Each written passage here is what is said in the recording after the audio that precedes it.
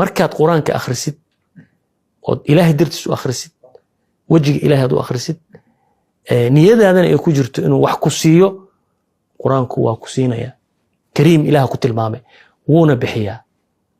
ma aha in aad u akhrisid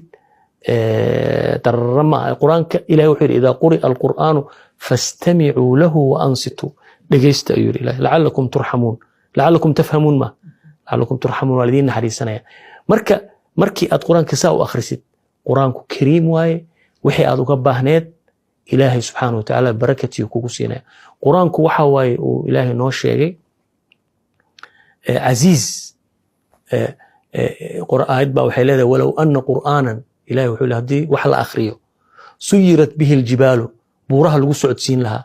aw quti'at bihi al-ardu dhulka lagu gooyn lahaa aw kullima bihi al-mauta ghaybka dadka dhintay ee aakhira jira lagu hadli lahaa lakaana hada al-qur'aan quraankaanu ahaa